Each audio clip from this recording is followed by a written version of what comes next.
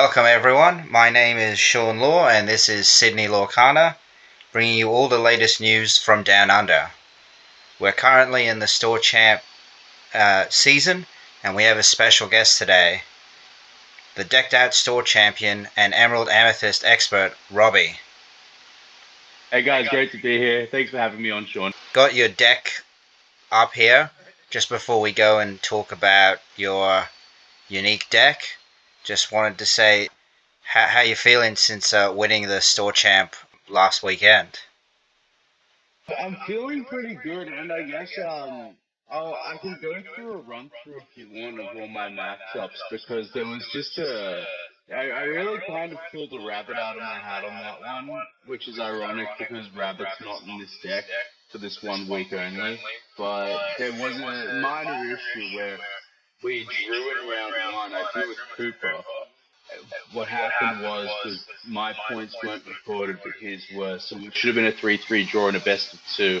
I was then at zero, so I was then at a bit of a disadvantage, and it was absolutely no one's fault. It was just a misreport on Melee, and Melee just didn't register it properly. We thought it did, but I was extremely tilted when that happened.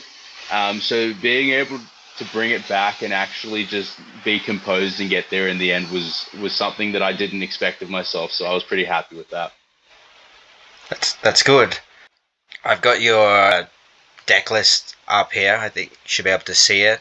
Yes, Just yes. I didn't expect this to be on a screen anywhere, which is why I called my deck the answer. But who knew it was actually the answer? So this is it. This is the 60 cards of perfection. And I'd like to also give a shout out to Jordan Verity, the runner up on the day, because he started labbing purple green a bit as well. And we had some conversations and we had a lot of constructive feedback with one another that I would say was very influential with the list that I decided to use ultimately on the day. excellent.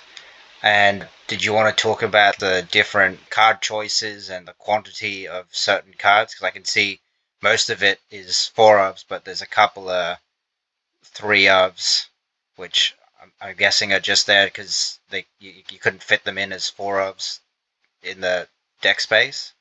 Yeah, no, absolutely. So I guess whenever you see something at three of, particularly in this deck, you're looking at things that I guess aren't as crucial in terms of the curve that you're aiming for, or maybe even a derivative of another card. And I usually pull Rabbit and Genie in the same pond when I say that. I know Rabbit's got the bounce effect, but you're kind of, dropping a card and drawing on turn four. And that's what's happening. So I guess the 16 one drops, turn one and two in just about most matchups you have, you're going to want to see three of those. And that's going to be your turn one and turn two. Go-Go is more of a mid to late game card. We don't necessarily want to open it, but we play four of it because it is a win condition and it's a massive one, and it came off quite a few times for me on the day. Ursula, I think this is possibly. I'm gonna get taken down a peg for this. I think this is objectively the best card in the game. Those three green cards that you see there, Merfolk, Go-Go, Tamago, and Ursula. I think there's nowhere else in a specific range that a color has such good utility on its own with just such a diverse range. Because Ursula gives you your opponent's hand knowledge, Merfolk forces them to rip a card, and Go-Go can basically RKO out of nowhere a victory. And when you put those three together, they just work to make your opponent lose the game rather than win you the game. Just because I feel hand knowledge is so important in this game, and it's something that isn't particularly checked at the moment. There's a lot of other TCGs that exist where hand knowledge cards generally get banned or they're checked very, very quickly. So things like Little Diablo, Ursula that check hands or rip cards, I just think it's a very strong mechanic in just about any format. Our the three drop window, so Rose I play three of because it's basically I consider it baby goat. But the thing that I really like about Rose in this deck that I would want to up is I'd want to play four friends for Rose because being able to sing friends and then Genie on turn four is just so big in so many circumstances because there are points where this deck just when I was testing it, where it just couldn't go on because the card draw just simply wasn't there. Your one drops get cleared, so Chernobog, Diablo, Broom don't resolve in getting you a card for some reason or another, particularly, let's say, Steel Song, where they're getting popped regardless on turn 2, especially if you're going second. But then, yeah, you've got this opportunity where you can refill your hand with 3 cards on turn 4, and you're also putting a 2/4 evasive body that can quest for 2 on the board in doing so. And in the instance where Pan was actually your turn 3 curve play, which is what would be ideal, you've actually got a Genie or an Iago that can swing as you play it. Now, Crab is an absolute must-have for as is Fox because they just get you about out of any sticky situation. The one that I always am this close to cutting in this deck is the Cloud Kicker. I just always feel like there's something that it's just not doing enough of. At this point, Kit serves the purpose to basically, I guess, bounce a Troubadour to lower the song range. You could bounce.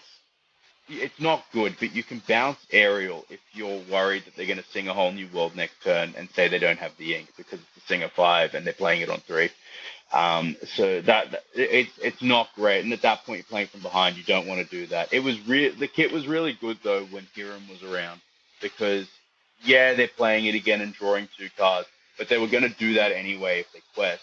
So you might as well make them pay for ink to get that off. And I thought that was a really good tempo breaker against that original blue, red, and blue steel decks. We go into this top end, and yeah, we've got the Genie and Iago, which just combo beautiful with Pan. Iago is just about the only card in this deck that doesn't kill itself when it swings into something. So going into Bell turn 5 with Iago is objectively better than Elsa the Fifth Spirit. So Elsa the Fifth Spirit is on the shelf with this deck, which I know a lot of people usually like playing it, but I just don't think it was necessary. I would up the Rose and Friends to 4, and I would remove Kit and possibly even play a 4th Bell. I consider playing 1 Rabbit, but that just feels really bad to do. Hmm. And also with Kick, it does. Did you find it helpful when you fought like other like evasives, like to bounce like genies Yeah, or yeah. yeah? So it's good with Genie. Now, the really funny thing with Kit, actually, that I should say, the best card I reckon to bounce with Kit is actually Tipo. And I'll explain why, because I know what you're thinking. Now, when you look here, though, and you look at all these 1-drops, now, if you put yourself in my shoes playing red-blue, basically what I want my hands to be is either 6 1-drops and a Kit or 5 1-drops, a Kit, and a Genie. And the reason being is because if I'm going first, the swing of momentum in that matchup moves very quickly in that mid range. Very, very quickly. So with this deck, you want to win by like turn 5. And bouncing Tipo with a Kit guarantees you minimum 2 more lore that you wouldn't get if you left it on board, because when you look at these low level 1-drops, it trades with just about all of them except Broom. So it's just it's and especially in a red blue matchup, you there's if it's not Tipo, it's Grand Matala on the turn 4. And if you're getting them to turn 4, which I know it's turn 3 for them if we'll say the ramp resolves, but at that point, if I've gone first, I've had 6 inks worth of opportunities to drop 1-drops. And now if we do 5, if we're doing say 3 and a Kit, but the 3 are 3 Merfolk, I've just gotten 6 lore that I potentially might not have gotten, especially if Goofy's the turn 4 play. Hmm. And with your so you talked a bit about the inspiration for the deck where you collaborated with another uh, member of who plays Lorcana in Sydney, Jordan. Was there any other inspiration for the deck, or um, Um, yeah? so I have this friend named Will, and basically everything I've ever done with this deck is just to counter him and annoy him because he does the same thing to me. You know when you've got one of your closest mates that won't even drop a deck list to you that what they're playing on the day just out of complete and utter bad manners. I had to take him down a peg. And so I always consider that. And I've had a lot of matchups against Steel Song. Uh, this is the best build of this deck against Steel Song. I really, really do believe that because the thing here is you now have a deck that on turn three, after Cindy's sung, you just drop a pan and you absolutely sack the Cindy. And that is so game changing in so many circumstances. Especially say they've just gone like Smee Lawrence. Yeah, they're getting 2 points each. But you know, you want to keep the Singer three on board. You're going to heal the Lawrence with Rapunzel. So Lawrence is going to have to swing into something because that's part of the draw play. You can always do the Smee and just draw one, but Lawrence is going to, potentially draw you three. So you might as well, might as well be going for that. But so you swing Pan into the Cindy. You then continue your play with Genies and Iagos and even Go-Go's. That is a matchup where you are playing Go-Go without actually even gaining lore, just because having an evasive on the board is problematic for them. And then when you're maximizing on evasives, the other ones that are just really important become really, really important there, even in late game, is Merfolk and Diablo, because you want to get bodies on board with zero attack because you don't want them to be drawing cards off Rapunzel. And that's what happened in the top four match with Fran. He drew very unfortunately. Actually, he didn't see a whole new world. I believe in the second game, but we just got to a position where I ripped Storm Rage on from his hand, and I knew for that entire game he had Rapunzel because I saw it and he never inked it. So him just holding that card, I was like, I can completely play around that, and that's important.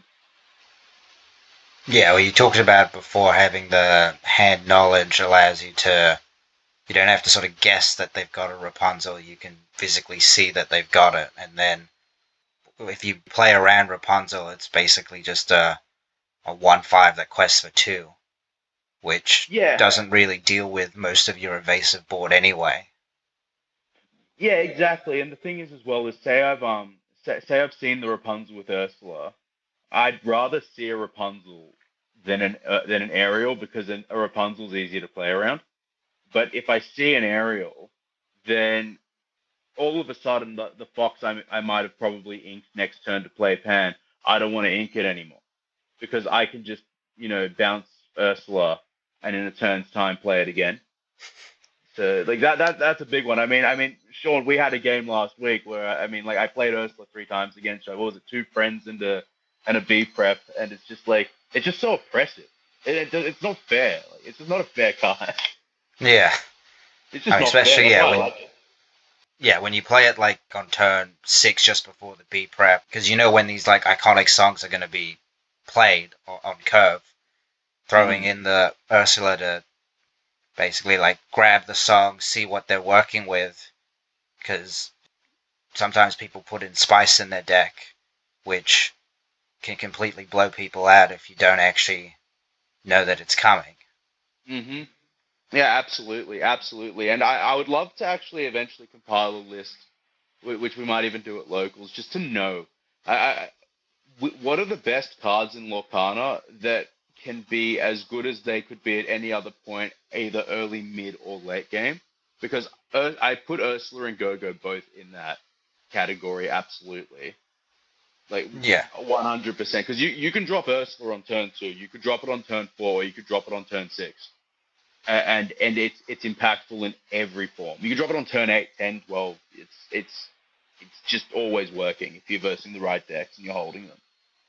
Yeah, or even if it doesn't grab the song, the fact that you can still see what's in their hand, you can then better play around it as well. Yeah, yeah, exactly. That's exactly what it does. That's why I play into Diablo with Steel Song, because at least I can draw cards if they're going to sing stuff anyway. All right, and did you want to talk about any of your matchups in the store champ at Decked Out? Yeah, so round one was Cooper. We drew and he was playing Blurple, and he's put a lot of hours into it. So that was a really good result for him because this is a very, very difficult matchup for Blurple because of how fast this deck moves. Round two, I versed Matt Conlon, so a top 64 competitor from DLC. He was playing his signature blue-green deck, and we drew in that one as well. And then round 3, I versed Chernodogs, and that was a victory for me. That deck can be actually quite scary for this deck. There's actually something that's actually one of the weaknesses of this deck. It's kind of funny because this focuses more on having a really aggressive mid-range and being the anti-evasive evasive deck. Uh, the original version I was taking, it stripped away some of the low-end resources to do so. And in doing that, it makes other aggressive decks against this slightly better, but it just depends on the context of the situation. So that was Chernodogs in round 3. Round 4 was Purple Steel, and I won 2-0. That was against Joy. And then round 5, I drew with Green Steel, which is a decent result for this deck because that's generally a hard matchup. So then I scraped into 8 with the 2 wins, 2 draws, and the loss. It was 2 wins, 3 draws was my record, but just based on how the points worked out, there was a loss next to my name. And then top 8, I versed Jay, another top 64 DLC player, and he was playing his signature Blurple. Unfortunate for him because it was best of 3 as well in top 8. Very, very hard matchup for him.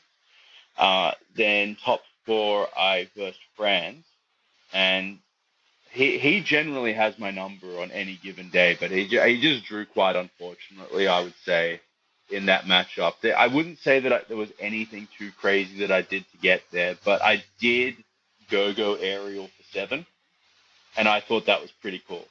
Yeah, I saw that. And he's another top 64 DLC player. Everyone who I versed in the finals had made top. And then I versed Jordan in the final, and he was playing red-blue, which is the deck he played for DLC when he went top 16. And he's very, very good at it. But unfortunately for red-blue, this deck, if you need to play it correctly because it's not a free win. This deck doesn't have free wins. You still need to play it correctly because the thing is if you don't play the first 4 turns correctly, a lot of these decks just come and take your number once you get past turn 5. Blurple's like that. Red Blue's like that. Ruby Amethyst is like that. And I'd say Amber Steel, if they resolve Whole New World before at about that point, can be like that. But yeah, the Red-Blue matchup was quite difficult. I won 2-1. I won the die roll.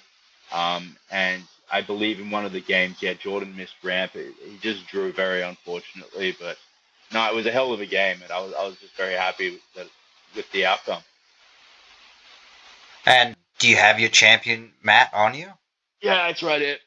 It's right here. This guy. Nice. Yeah. And going forward, we're still in the store champ season. Are you going to still be repping green purple, or are you going to try a different pairing, or are you going to try and go back to the Shere Khans and that's the one. That's the one. So I've always played purple green. I really, really like the deck. I played a blue steel when we all had to play it for 5 minutes, but I kind of just want to. I feel like if I was going to say like a DLC tomorrow, this is the kind of list I would be walking in with. And I wanna like not. I want to not do that necessarily for this coming weekend. I want to have a bit more fun with some of the cards that I just like. So I might play Shere Khan. Snake might make it back in the deck, though I've really enjoyed not playing it. I think that card is definitely not as good as it used to be. And especially if I'm not playing Rabbit. So in this deck, it just doesn't particularly work. It doesn't do anything there. But yeah, no, Shere Khan. Maybe up some of the numbers across the board, but I don't even know because I really enjoyed playing this. Yeah. All right. Well, yeah. Thanks for giving the interview. And are there any other tips you can give to aspiring green purple players? Just draw Merfolk. It's really easy. It's so easy. Just draw Merfolk. You have 14 opportunities to draw when you start the game. And draw 4 of them if you can. Yeah. Like 1's good, but 4's fantastic. Excellent. And if anyone wants to reach out to you to talk about green purple, do you have any social media account that they can reach out to you? They want to ask you directly, or Yeah, sure, sure. My Facebook's Robbie DiVeroli. My Instagram is BoxCatBlazer. And I'm in all the Sydney Lorcana community chats, so feel free to reach out and have a chat if you have any questions. excellent. And were there any shout outs you wanted to give? Uh, Just so all the guys that I versed on the day, it, we've got it's really nice here. It's really just the opposite of toxic. It's just very pleasant to play Lorcana in Sydney because everyone's just such a nice person. Like we've had some really good set championships, some great times. Even when we all went to DLC together, it was fun. I'll shout out Will because he lent me Peter Pans on the day. I needed those. I only had two otherwise. Um, but I mean, he also sucks and didn't top. But got my number for saying that. But no, it was a shout out to you for running this and to the decked out guys posting on the day. I think if we just keep being able to have more set champs that aren't capped ridiculously, the game will continue to grow well in Sydney. We've had over 50 people at set champs on the same day on 2 given weekends in a row now. yeah. Well, I mean, there's been lots of set champs. I think more than last season. Because I think Yeah, there's been. But yeah, next one's the double this weekend, Town Hall Central, yeah, which no, that's going to be fun.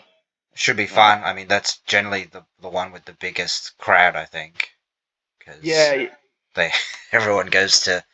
Well, usually the Town Hall one, yeah, it's quite big. we had 37 last year at Town Hall. That was crazy. Yeah, Yeah, that was a really good one. It would be great if we could see like 40 plus this time. I know it gets a bit smelly. Well, not actually, it's not Yu-Gi-Oh. What am I talking about? I know it gets a bit crowded, but like, I mean, it's good for the game, you know. yeah. All right. Well, thank you for yeah talking about your deck and the unique insights and how you built the deck and what yeah I guess the purpose of each of the cards would do. And maybe we'll see you again if you win another store champ, or maybe if you make a do well in another store champ, or maybe if you even want to just do a spiel on Emerald Amethyst. More than happy to. More than happy to. Thanks for having me, Sean. It's been a pleasure. All right. Thank you. Take care. All right. You too. Bye.